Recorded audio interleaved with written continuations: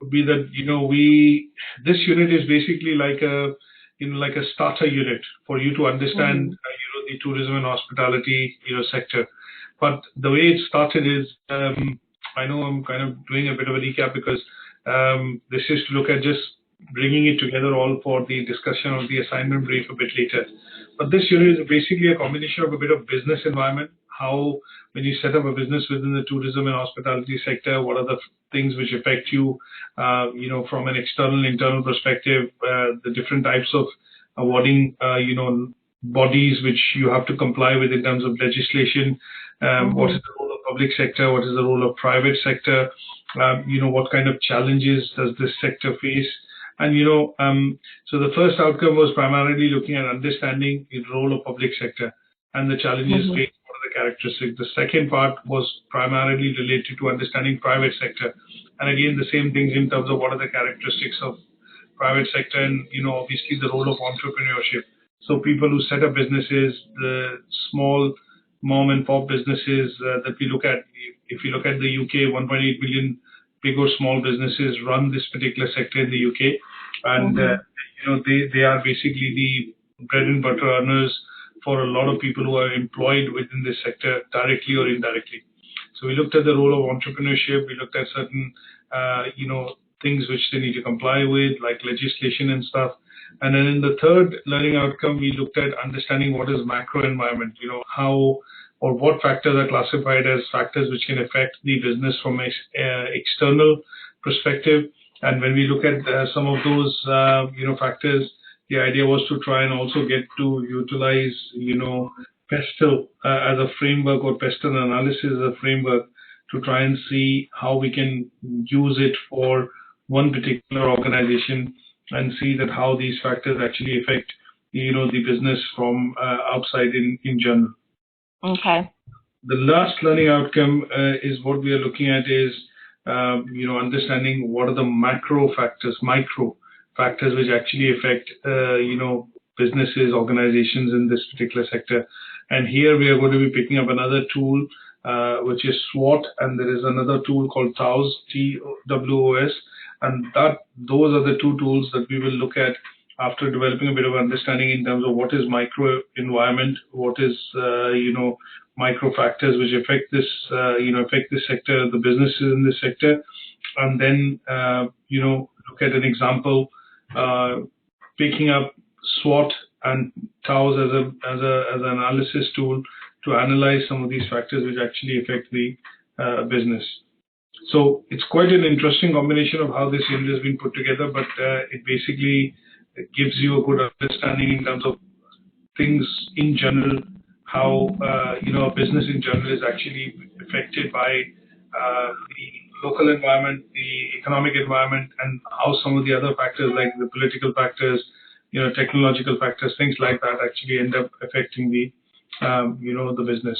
So what I've done to cover this particular learning outcome, I, as always, have looked at putting together a few slides, directly getting into assessing the assessment criteria.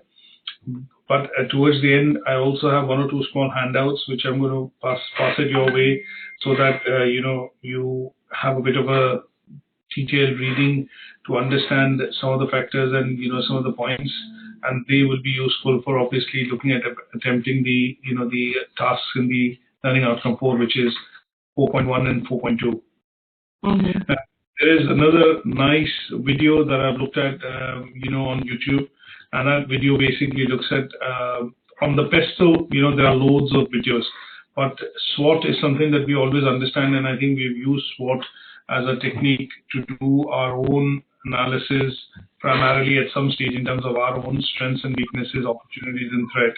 But organizations use this particular tool as well, and there is a updated version of this tool which normally organizations use, which is called the TWOS, TWOS, and that is what is explained quite well in this particular video.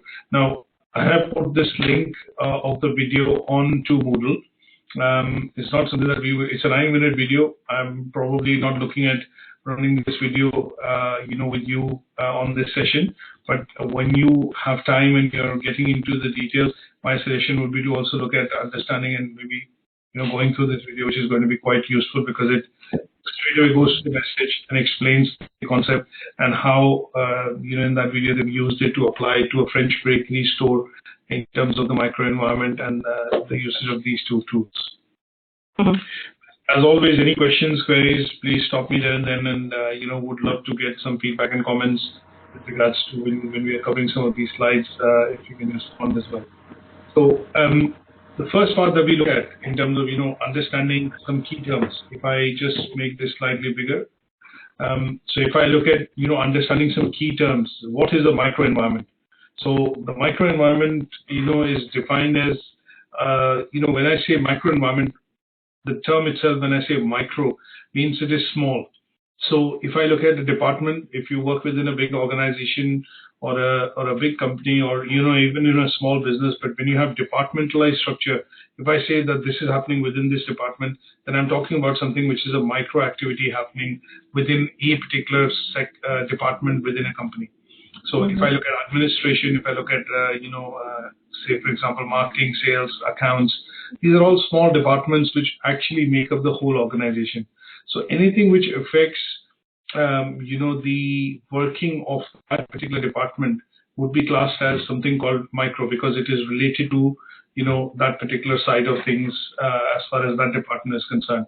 So if, say for example, if you work within accounts and your accounting software is not working, that might not affect the operations or working within sales, marketing, or other departments, because they don't utilize the accounting software. But yes, the operations and the activities of the accounts department might be affected if the software has got corrupted, and that is why it is so local or so micro, related only to that particular place or that particular activity with one particular or two particular person. That is why we will class that as micro, or small environment related to a small factor related to an environment which is affecting that individual or that particular side of the operations within a company. Now, if I look at taking this concept out and we take it to what is considered to be a micro environment in business, then here this is more or less a marketing term. It is a term which has been coined over the years, and we have a clear understanding of what is micro and what is macro. So when we look at micro, these are factors which will affect the ability of a firm to build and maintain a successful, say, customer relationship. What that means in terms of a definition is that if a business is working, you're operating to create profits, make profits, you offer some products and services. So if you offer some products and services in return, for certain revenue or money coming in, then anything which basically would affect that cycle would then be classed as something called, a micro factor, and that workings which get affected would be classed as microenvironment. So small forces in general, if I look at it and from a perspective of an organization which can externally affect the working of the business or working and operations of the company and its ability to be able to provide products, services, whatever the service you're providing to the customers or consumers, would then be classed as something called, microenvironment. And some of the elements of these microenvironments would include, the key elements would be competitors, customers, suppliers. You look at members of public or, public related bodies, which, sometimes will look at compliance or legislation related things. Intermediaries would also be classed as sometimes suppliers, but they are marketing intermediaries because they're involved primarily in trading. And then you have, workers and their union. That means primarily staff and employees working within the organization. They are also sometimes members of unions or, legislation which is outside the company. And when you look at those unions, if they feel that they have been not dealt with a fair hand, then the member can actually go back to the union, and union can then put that matter in front of the company to say this dismissal has not been done correctly. But these are key elements of microenvironment, and we look at all these elements in one by one when we consider an example to get a bit more understanding. So if I look at when I look at, say, the this is a very hazy image, but just to expand if it's visible. So when I look at microenvironment for a business, if this is a business, and if it's, say, for example, say a shop or a business which provides certain, say it's like let me put it this way, you're looking at this as a business, we just say McDonald's. Now, if you have McDonald's as a business and we consider that, what are the key, aspects of that business which are served? What are the key customers or key types of customers, stakeholders, whatever you call it, are served by this type of business? So when I look at McDonald's, it definitely serves customers, but in order to serve customers, it gets its supplies or it gets its raw material and the other things which are required to provide the finished products to suppliers.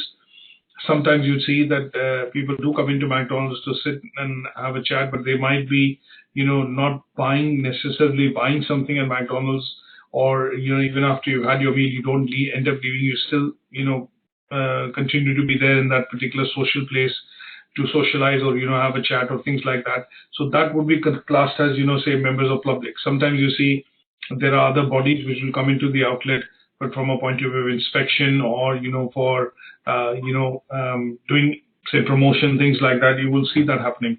Now, there are marketing intermediaries because it depends on a number of different types of channels to be able to drive customers to its outlet. So when I look at marketing intermediaries, that means McDonald's would have advertising agencies or, agencies which help in doing some promotions like on the radio adverts or, TV adverts, things like that. And that allows that cover in terms of advertising allows customers to be driven to outlets for, buying food or having food at McDonald's. These marketing intermediaries could also be suppliers to a certain extent, but they are when I say suppliers, they're not actual suppliers who are producing goods, but they would be people who are involved in distribution. So, for example, if McDonald's produces a lot of fries or procures a lot of potatoes to produce fries, you would see that the farmers are the suppliers. But in between, when the processing or procurement of these things are happening and the processing of that is happening and the transportation that is involved, finally reaching the depot, and from the depot it goes to the outlet, you have a lot of intermediaries which are working in the middle to be able to provide these services. It could be a logistics company, it could be a warehouse which is actually storing the stuff, it could be somebody in the middle, which is an intermediary which is contracted out. Yeah. Mr. Sorry to disturb. As an intermediary, can as well, for example, a hotel that buys product from an industry to label them, to sell them in their own hotel, to provide them. For example, we can say Kempinski bread. They hire, let's say, they make contact with the industry to create towels or amenities for the rooms, which are labeled with the Kempinski logo, etc. Would those be marketing intermediaries? Yes. So here in the middle, you will have a hotel, and that hotel will have a lot of marketing intermediaries, and that hotel could be, buying laundry, linen. I see. So that also those adds up to. Yes. So that could be that. Perfect. That is okay. In terms of that would be classified as marketing intermediary. And last but not the least, the people who work or staff who work within the organization would be classed as, people who provide these services to customers. And that will all be classed into something called, the various elements or, people involved who could be affected by this microenvironment. So when we look at, some of these factors which can affect the business, because if, for example, if the workers go on strike within a hotel, like you mentioned a hotel, so if the staff is not happy and they go on a strike, then the basic services cannot be provided in the hotel. If you don't have customers coming in, or if there is too aggressive an activity happening because of competitors in terms of dropping the price, or, coming out with promotions and offers, and you are getting left out, then this is also going to be affecting your business. So when we look at these factors, which all can constitute different types, competitors, customers, your intermediaries, suppliers, members of general public, or workers, which is staff and employees, they can all affect the business, from within.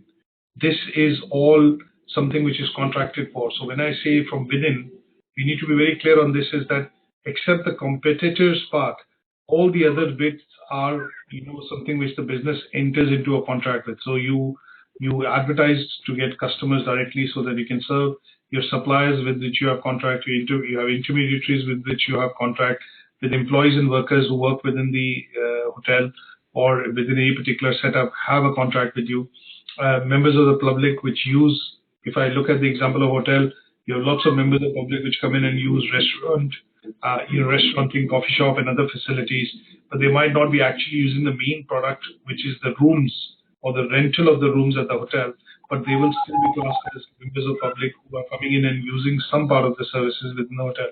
Now, they are all within the remit and control of what is called the operational side of things with any organization you take. So whether it's McDonald's, whether you take a hotel, tour operator, resorts, these are factors which are going to be within their control, because you can choose to sign a contract, you can choose to advertise to get a different type of customer. So it is all within the control of the firm or the business to be able to get this. And if you understand this, in a bit more detail by taking an example of a hotel. So I've picked up Hilton as a hotel chain, and they are quite a large international business present in 540 locations, 78 countries, and this as a business utilizes and provides a lot of different types of services to customers, because they have Hilton hotels and they also have resort hotels or places wherein some larger events or other types of activities can also take place. So let's look at examining through this example the concept of how environmental factors can affect Hilton hotels. So first, let's look at suppliers. So in terms of our understanding of suppliers, we know that these are also businesses, big, small, but they act as kind of providing non-finished or unfinished, basically semi-finished products to Hilton for them to be able to use it within their facilities. And the example that you had given was toiletries, a lot of linen, clothes that are used, or things which are utilized by the hotel to provide finished products are actually provided by their suppliers. So Hilton has Hilton sources a lot of these products from suppliers in 90 different countries, and before they source and get these products, they go through a quality check. They look at making sure that the standards are meeting the set defined standards which the management of the team within Hilton hotels are defining. And once they are met, then they are shortlisted, and these suppliers then become a part of their supply chain and are able to provide goods, services, products, semi-finished, finished products which are branded maybe in the name of Hilton brand, but they're able to supply that continuously to the Hilton hotels. So one side, if anything is to happen to supplier, that means if the supplier business is to fold, or if the supplier business is to close and they raise price, that could indirectly or directly affect prices what Hilton charges for a room to its customers. Because if the overall costs of things that they are putting into for service are going up, then you will see costs of this also going up for Hilton hotels, and they will either renegotiate with suppliers, they'll find new suppliers to be able to get that at cheaper costs. But in general, this is something which can affect their side of business, because this is something not related to an external environment, but this is external, yes, but it is internal to their business operations. Now, when we look at customers, Hilton offers a lot of different types of services. It could be obviously look at basic facility of rent, booking a hotel would be to look at staying overnight, staying for a couple of days. But apart from that, the hotels also provide a lot of other different type of facilities to customers. You have events which can happen in the hotel. You have lots of different types of, and let's put it this way, when we say events, it could be different type of events like seminars, conferences, wedding parties, things like that. But here, the main part is that this again is one of the factors which can affect the overall business of the hotel. But in order for this to happen, that means the hotel would be doing something which they are not doing right, and that is why the business is going down. They might not be promoting, might not be advertising, the prices might be too high, but it is something again which is an internal factor in terms of how do they generate demand and provide this as a service to their customers. Then you look at competitors. Obviously a lot of competitors to Hilton. Can you think of any, hotel chains which are competitors to Hilton? Any of these the luxury ones? Most of them, to be honest, you have the Radisson, for example. You have Novotel. You look at some of the brands like JW Marriott. Marriott hotels in particular. There are lots of competitors to Hilton. Obviously, in the UK, if we look at Premier Inn, we look at Travelodge, some of the American brands, which are direct competitors to the Hilton. So when we look at competitor activities, at some stage, if you see an increased activity in the market by competitors to advertise and generate demand, at some stage, Hilton will have to respond by doing some of these activities to also reciprocate and ensure that their customers are not taken over by other competitors. So you generally see that a lot of these hotels do run what is called the loyalty programs. The Hilton card and or a loyalty card. That means if you stay overnight at Hilton for a number of nights and across the year, you get bonus points, or you get certain points for spending certain money at Hilton, and that rewards those points essentially make you eligible to receive some rewards at the end of the year, or you can redeem those points to get some benefits with airlines or rentals and things like that.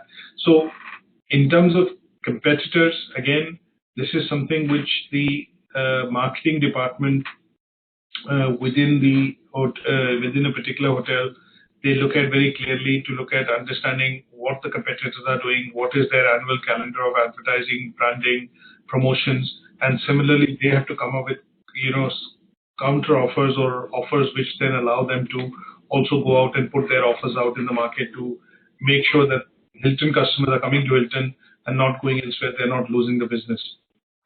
When you look at media outlets in terms of public, so here what you see is that the main source of information for customer today, if you look at 20 years back, it used to be tour operators, they would recommend you which hotel to go. But now in the modern age of technology, what you do get to see is that most of the information is actually available to you from the website. So when you say you want to look at the rate of the rooms, types of rooms, what facilities does it have? Does it have a 24-hour coffee shop? Does it have, say, for example, a restaurant? Or you want to look at some of the other facilities like a swimming pool and things like that. The first place that you go on to check out that information is primarily looking at the website. So again, this is something which is internal to the hotel. The better the website is, the better in terms of the information it is able to provide through the website. It allows the customers to make informed choices, and that allows to a certain extent having a direct influence in terms of how much business they can generate or get by allowing customers to directly book the rooms from the website itself. And sometimes you will see that this also, because this is a large element of marketing, when I look at publics, it is a group of activities which can be undertaken under the marketing purview. It could include things like corporate social responsibility, conservation of water, showing, other things like you kind of help promote the green concept by saving in terms of water conservation. Sometimes in the hotels when you go and stay, you look at, they say only reuse towels, or only ask for fresh linen. If you do not feel you can reuse towels, limit the use of water. Those kind of things which are required now, and that is all covered under again the internal remit of the hotel. So we have the last one, which is in that call we are looking at, is intermediaries. Now here, sometimes you will see that Hilton works with only a certain types of brands or companies which can be classed as intermediaries. Now here, intermediaries could be of different types, and I give you an example of logistics. So again, when they negotiate contracts, when they look at doing these long-term contracts with intermediaries, which are predominantly logistics firms, suppliers who basically are in the middle, providing buying the raw material, making it into a finished product and then supplying it to Hilton or Hilton group of hotels, would all be classified as intermediaries. And again, this side of things is internal, because if they look at cost cutting, for example, if Hilton looking at saving or looks at making cost savings, in terms of its operations, so they can look at some of these things internally. They can renegotiate contract with suppliers. They can look at the amount of work which has been outsourced. What kind of money they are spending on outsourced activities, which could be going through intermediaries or suppliers. And in some cases, can they negotiate some of these contracts again? Is all internal to the organization. So anything that we see in terms of factors, which primarily could be factors affecting the business from inside, or which are in the in a way direct or indirect control of the business itself, they would be classed as something called micro-environmental factors. Mm-hmm. Now, here we have not talked about anything like political or legal or economic factors, technological factors, because if you talk about a technological factor, and if, say, for example, a new booking system is to be introduced, and if one hotel chain or one group of hotels follows suit, then you will see that if it has significant advantages, all the others will have to follow suit as well in order to provide a similar offering in the market, so that it makes it maybe the operational does away with the operational issues and provides more efficiency or productivity in terms of booking of rooms or selling the inventory. But that, because it affects everything and everybody in the market, in the same type of market, when we look at hotels, that is where it will be classed as something called a macro environmental factor. But some of these factors, when we are talking about, are internal to the hotel and its change of activities or the set of operations, and that's why they are called micro. Is that okay? Yeah. Mm-hmm. Okay, now let's look at the second part, wherein it talks about applying using an analysis tool to be able to understand the factors how they affect the business within the tourism and hospitality sector. So here we are going to pick up a tool which is to look at SWOT analysis, and we are going to look at a tool called THE, which is primarily to understand threats, opportunities, weaknesses, and strengths, to be able to see how this is relevant to understanding the micro-environmental factors affecting the business. So normally when you look at SWOT, we know SWOT is strengths, weaknesses, opportunities, threat. But a SWOT can also be used by organization to identify its internal strengths and weaknesses and external opportunities and threats. So if I have to look at those micro-environment factors that we talked about, the 5 or 6, we could classify them further into internal and external. And when I look at internal, I would probably look at, and if I have to kind of segment them and do a bit more thorough analysis in terms of how it is affecting the business, I could use a tool like SWOT analysis, which allows me to clearly, identify, micro-environment elements which affect the business and what area of the business does it affect. So if I look at customers, for example, and I have to do a SWOT by understanding what are the strengths and weaknesses. So for example, if Hilton has a very strong or a loyal customer following, that means they have consistent data available for a number of years, which says, I have Hilton hotels serve, say, over 300 million customers every year. So in terms of when I say, this is a statistics that I've just made as an example. I don't know how many customers they serve, but if I look at just as an example, if they serve 100 million customers a year, then, and if this number has been rising in year on year, that means they're getting positive reviews, the numbers are increasing by 3-4-5%, then this is considered, what is it going to be considered? Strength, weakness, opportunity, or threat? It'll be strength. Yes.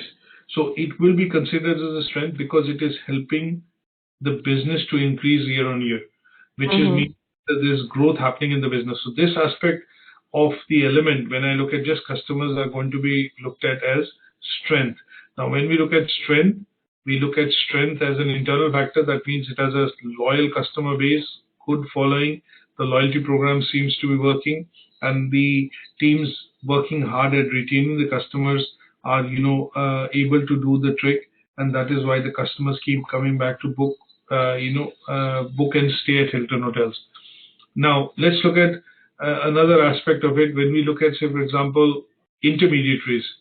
So if I talk about an intermediary, which is, say, a logistics company and that is serving and providing logistics of certain type, say, for example, for transportation of goods or products coming to Hilton, and they also provide logistics to another company, which is a competitor of, for example, Hilton. So if we look at Crown Plaza or JW Marriott Hotel, and they are also supplying, products and services as an intermediary to that hotel, that would be considered. What would you consider that as? Would it come under what? Will it come under strengths, weaknesses, opportunities, or threat?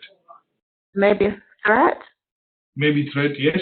The reason could be because if that company is looking at more business or expansion, then if one of the hotel chain is able to tie up at a higher level or give a better contract, then that would mean that that company's side of operations could get skewed to that particular hotel chain from which they're getting more business. So here, when you look at this kind of an analysis, the idea would be to try and understand what could be the internal factors, external factors, and then you identify the areas which are going to be either contributing to making the business strong, providing opportunities, or in this case, or the reverse case would be to look at weaknesses and the threats that it poses, because you have the same set of intermediaries which are providing service to you and others, and sometimes the service could vary, or the service levels in terms of providing the service could vary, because your business or your contribution in terms of giving them more business increases or decreases, and that would mean that they would book that capacity with a different vendor or a different competitor of yours, thereby overall affecting your business in the long run. Now, look at something. If I have to do this, for example, and if we look at applying this concept of threat, opportunities, weakness, and strength, and if we apply to the Hilton hotels, how do we see this happening? So if I look at putting this into a bit of a table, and if I say that this is how we need to look at with an example of Hilton hotels. So here, if I classify them into, say, for example, threats. So when we looked at the micro-environmental factors, competition is definitely classified as a threat. Now, if you look at some of the other factors which could affect them, but not necessarily micro, but it could be external, which are macro factors. So recession, if it hits the industry, it can affect Hilton, but it can also affect all the other hotel chain. If there's an increase in VAT, which the government does in terms of raising the taxes, then it will not just affect Hilton, but also affect other hotels. And when you look at comparison sites, the kind of offers that Hilton puts out on those sites vis-a-vis the competitors can also be considered a threat, because customers that have an easy access to compare the room rates or the kind of services you are able to provide, and they are able to compare it using the comparison site, and then they are able to make a quicker decision to say, okay, no, I've been staying at Hilton, but I think this particular hotel is much better and I get more value for money, so I'll book it this time. When you look at opportunities, obviously demand in other countries, increase in global demand or supplies. When we look at in general, when they expand, for example, in certain countries like China, if you look at certain countries in the Far East where the tourist numbers are increasing, not in single digit but in double digits, you see that there is a demand which is rising quite quickly, and in some cases, this is also leading to, like in Europe, it led to the creation of the budget airlines. When we look at EasyJet, Ryanair, you look at Germanwings, you look at Flybe, lots of them, which are budget airlines, is because airline travel, when it became quite economical, it also contributed to an increase in travel and tourism activity, which led to more business or kind of more, let's put it this way, more business being generated in this sector in particular, wherein people were traveling not just for official purposes, but now for leisure, vacation, and holiday purposes. And this led to an overall increase in the business, which Hilton has enjoyed, but also this could be benefiting other hotel chains in that area as well. So Opportunities could be, for them, but if they are expanding and building new properties globally, then it would be specific to them that if they make a new hotel or a property in a place wherein they know the tourism demand is increasing, the rent, the demand for rooms is increasing, and they build a property there or hire a property there, then that helps them increase the overall, share of customers that they're able to get from that location. Forming partnership is a good point, because sometimes you see Hilton over the years has also acquired a lot of brands, and they've acquired a lot of hotel brands which they have amalgamated into their own brand of Hilton hotels and resorts.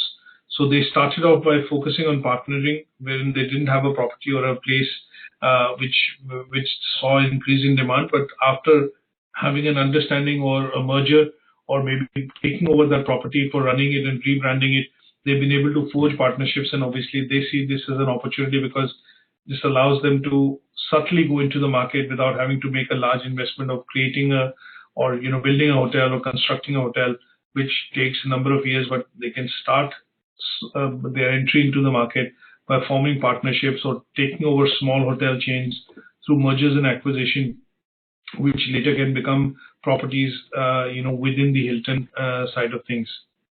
Is that okay?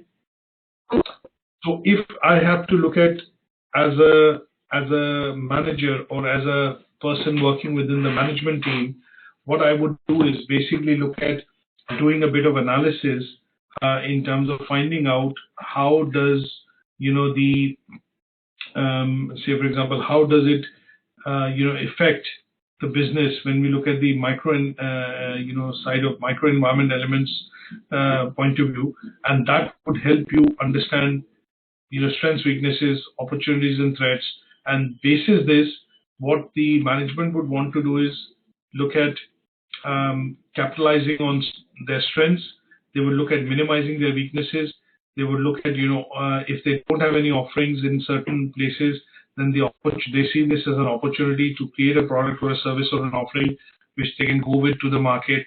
And then last but not the least, in order to neutralize threats, they need to look at, introducing something which is things like loyalty schemes, incentives, programs which draw customers, or influence the decision making when they are looking at booking hotels and they look at comparing, Hilton with their competitors. Is that okay? So any, question on this so far? Okay, let's quickly look at, understanding, if I just pull out quickly the assignment brief, so how this needs to be addressed, when we look at the assignment brief. So in the assignment brief, what has happened is that there are two activities in general which have been created, and they've clubbed a lot of these assessment criteria in these two activities.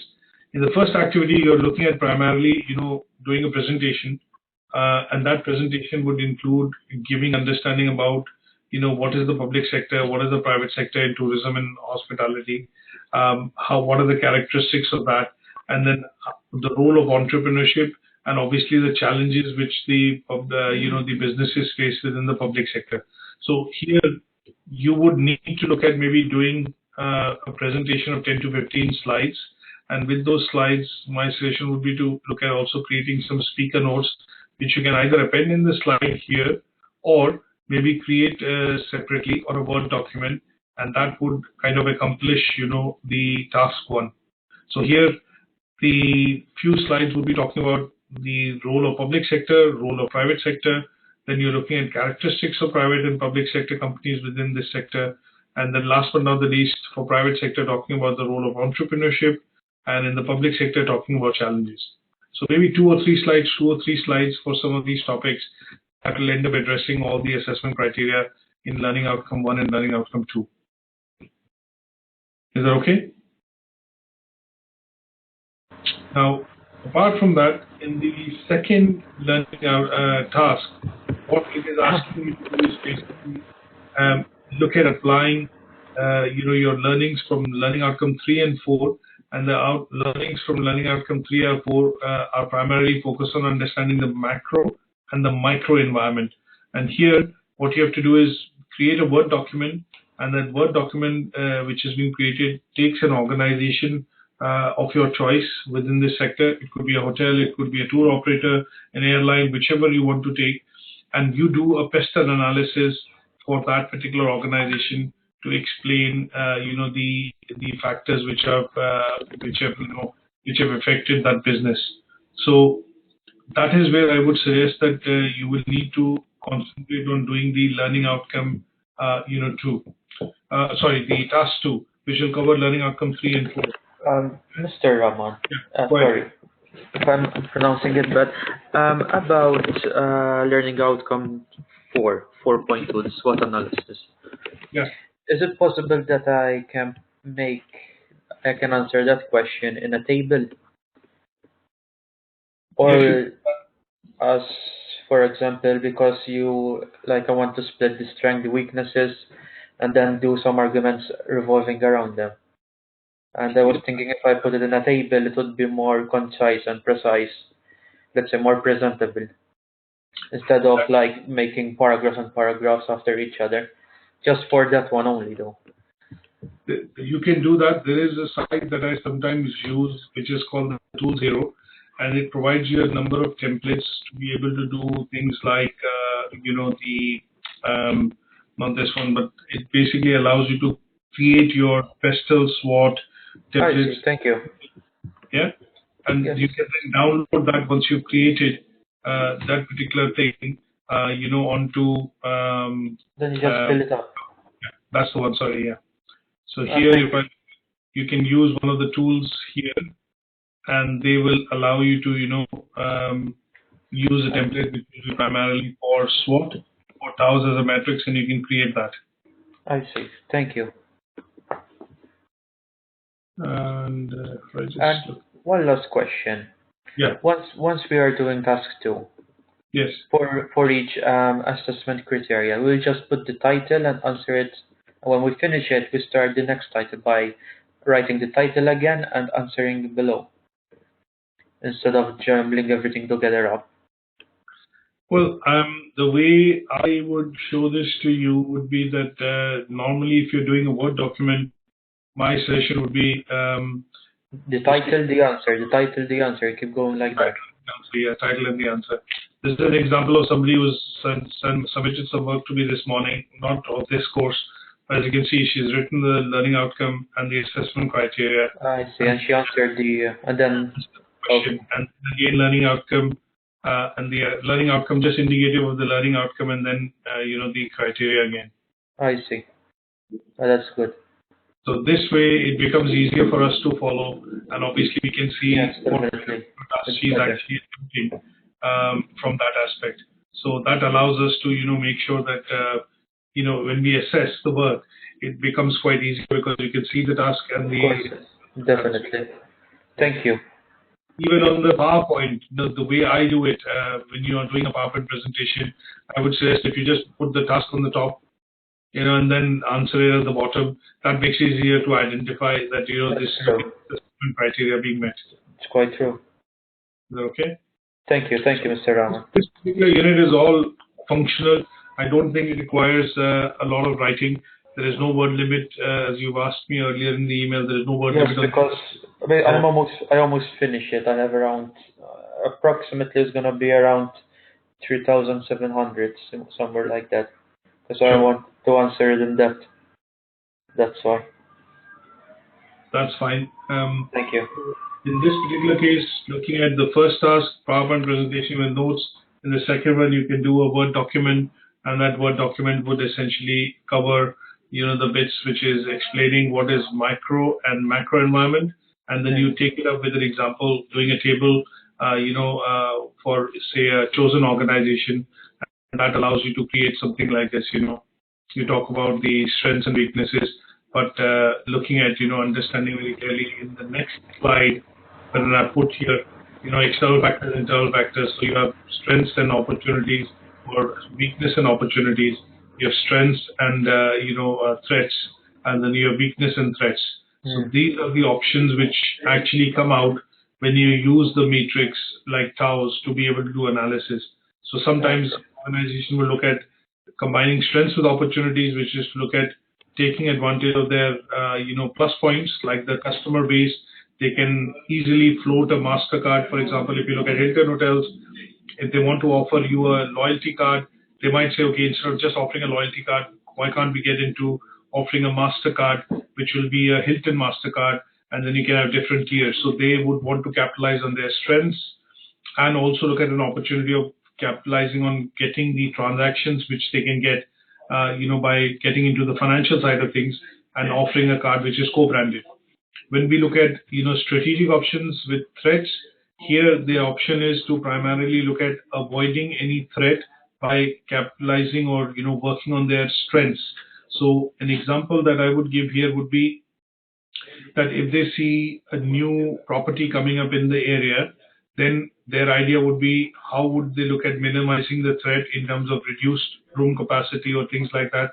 Would be to start doing more promotions and being more proactive in that area to using promotions to get more customers in to book their place. So maybe one of the key things that they could do long term would be to look at reducing or keeping the price of their rooms strategically slightly lower, which allows their existing customers not to switch over to a new property.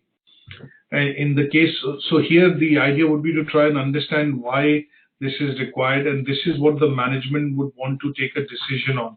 And when they look at doing the SWOT, they gather all that data, and then once the data is available of these 6 different elements which affect the microenvironment, then they put this into a matrix like this to say, should we look at working with strengths and opportunities, or should we look at working with opportunities and weakness? Because certain areas, if they don't have a gym, for example, a lot of properties in Hilton hotels have added a gym. And there the idea is that they thought that if this is a health club, which they already offer or maybe run, and if the health club can also be expanded to have a gym, then they can have regular memberships and customers coming in. And that they saw as an area of weakness, but they saw fitness clubs taking that business away from them, and the creation of fitness clubs led to the creation of opportunities which allowed members to come in, and when they come in, they stay in the coffee shop, take a sauna, do this, do that, which meant additional business. And some of these areas in the hotel, when you have lean business, lean months for the business, these kind of activities keep the cash flow and the workflow going, because the memberships and these additional facilities allow customers to come in, and it drives a bit of traffic into the hotel. So it is a strategic tool. You can do it as a table if you choose to do that. But the only thing would be that maybe my session would be, it's a practical exercise.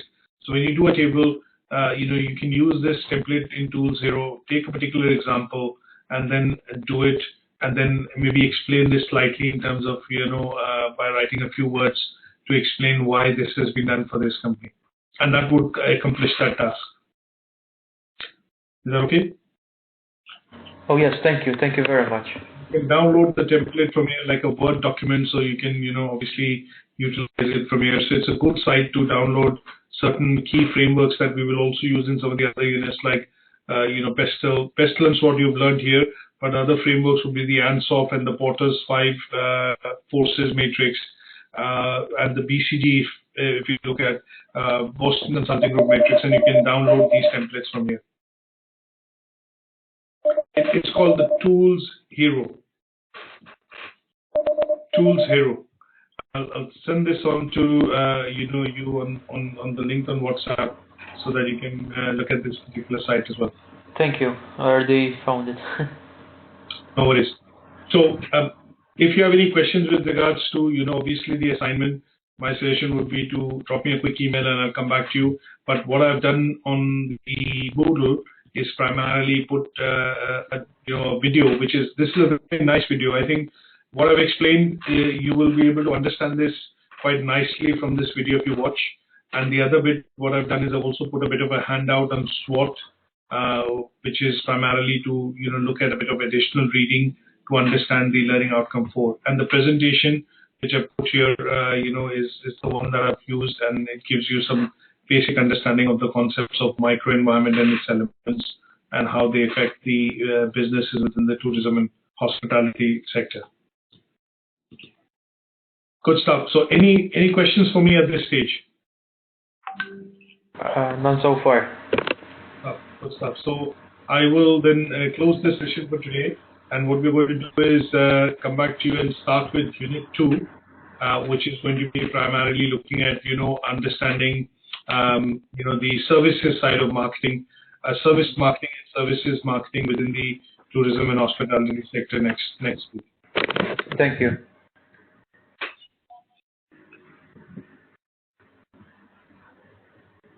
Yes, I did. Selena, I did, yes. So